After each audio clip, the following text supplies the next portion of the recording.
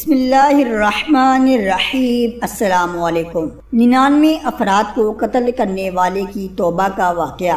بخاری و مسلم میں بنی اسرائیل کے ایک قاتل کا واقعہ نقل کیا گیا ہے۔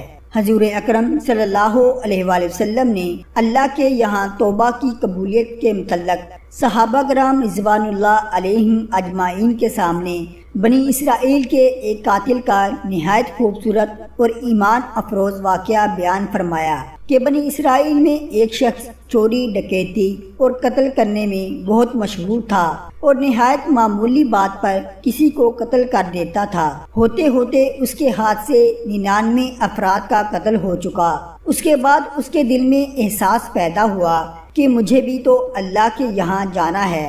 چنانچہ یہ فکر بڑھتا رہا اور لوگوں سے معلومات کرتے ہوئے سرگرداں پھرنے لگا کہ کیا میری توبہ قبول ہو سکتی ہے یا نہیں۔ کسی عالم شخص سے ملاقات کی فکر ہوئی کہ معلوم کیا جائے کہ ایسے شخص کی توبہ قبول ہو سکتی ہے یا نہیں۔ لوگوں نے ایک عابد شخص کے پاس جانے کا مشورہ دیا۔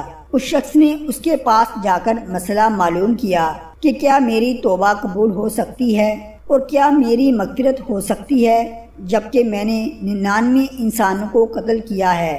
تو اس عابد کو مسئلہ معلوم نہیں تھا، تو اس نے اپنی عقل سے قیاس آرائی کی، جو آدمی 99 انسانوں کو قتل کر سکتا ہے اس کی مغفرت کہاں سے ہو گئی۔ چنانچہ اس نے کہہ دیا کہ تیری توبہ قبول نہیں ہوگی۔ تو اس شخص نے غصہ اور جلال میں آ کر اس کو بھی قتل کر کے 100 پورے کر دیے کہ جب میری توبہ قبول نہیں ہوتی تو لاؤ تجھے بھی ختم کر کے 100 پورے کر دیتا ہوں۔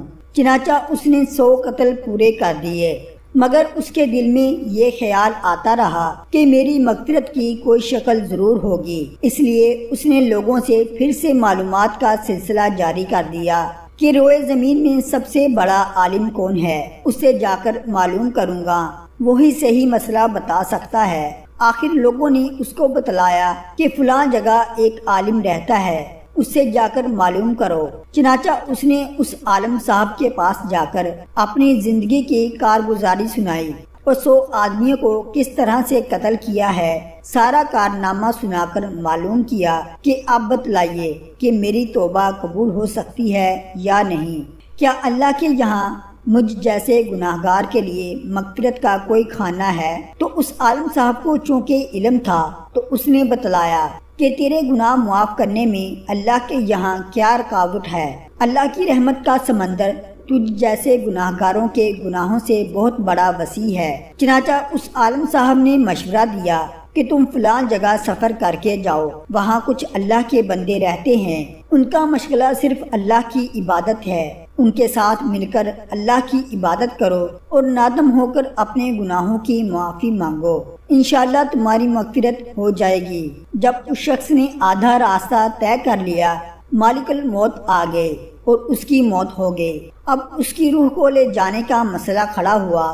آسمانوں سے رحمت کے فرشتے بھی آئے اور عذاب کے فرشتے بھی۔ رحمت کے فرشتے کہنے لگے کہ اس کی روح لے جانے کا حق ہم کو ہے، اس لیے کہ یہ سچے دل سے تائب ہو کر عبادت کے لیے جا رہا ہے۔ اور عذاب کے فرشتے کہنے لگے کہ اس کی روح لے جانے کا حق ہم کو ہے، اس لیے کہ اس شخص نے کبھی کوئی نیک کام نہیں کیا ہے، پوری زندگی معیشت میں گوا دی۔ اسی دوران آسمانوں سے آدمی کی شکل میں ایک فرشتہ آیا۔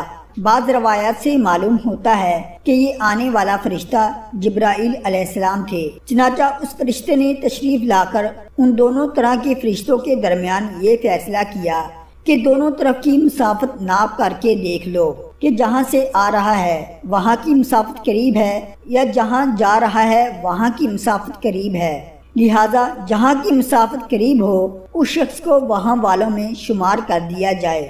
جہاں دونوں طرف کی زمین ناپ کر دیکھی گئی تو جہاں جا رہا تھا وہاں کی مسافت جہاں سے آ رہا تھا اس کے مقابل میں صرف 1 باشت قریب ہے۔ چنانچہ فیصلہ ہوا کہ مقامی معیشت سے مقامی عبادات صرف 1 باشت قریب ہے، اس لیے رحمت کے فرشتوں کو اس کی روح لے جانے کا حق ہوگا۔ چنانچہ اللہ کی طرف سے اس کی مغفرت کا اعلان ہو گیا۔ ایک روایت میں آتا ہے، حضرت قتادہ رضی اللہ تعالی عنہ فرماتے ہیں، حسن نے فرمایا، ہم میں سے یہ ذکر کیا گیا کہ اس شخص کے پاس جب مالک الموت آیا تو وہ شخص سینے کے بل اس سرزمین کی طرف گھسیٹا گیا۔ حدیث قدسی میں آتا ہے کہ میں اپنے بندے کے ساتھ اس گمان کے مطابق ہوتا ہوں اور وہ مجھے جہاں بھی یاد کرے میں اس کے ساتھ ہوں۔ باخدا اللہ تعالیٰ اپنے بندے کی توبہ سے اس سے زیادہ خوش ہوتا ہے جتنی خوشی تم میں سے کسی ایسے شخص کو ہوتی ہے جس کا جانور بیابان میں گم ہو کر پھر اسے مل جائے، اور جو شخص ایک باشت میری طرف آتا ہے میں ایک ہاتھ اس کے قریب ہو جاتا ہوں، اور جو شخص ایک ہاتھ میرے قریب آتا ہے میں اس کے ایک باغ قریب ہو جاتا ہوں، اور جب وہ میری طرف چل کر آتا ہے تو میں اس کی طرف دوڑ کر آتا ہوں۔ معلوم ہوا کہ انسان جب بھی سچے دل کے ساتھ توبہ کر لے تو اللہ تعالیٰ ضرور قبول فرمائیں گے انشاءاللہ۔ یہ واقعہ خصوصاً ان حضرات کے لیے حوصلہ افزائی اور معاونت کا سبب ہے جو کہ بڑے بڑے گناہ کر کے اب مایوسی کی زندگی گزار رہے ہیں، کیونکہ شیطان انہیں مایوس کرتا ہے۔ بہرحال گناہ گاروں کو شیطان کی باتوں میں آ کر مایوس نہیں ہونا چاہیے، بلکہ اللہ کی رحمت سے اچھی امید رکھ کر سچی توبہ کے ذریعے اپنے آپ کو پاک صاف کر لینا چاہیے۔ اللہ تعالی ہمیں نیک عمل کرنے کی توفیق عطا فرمائے، آمین۔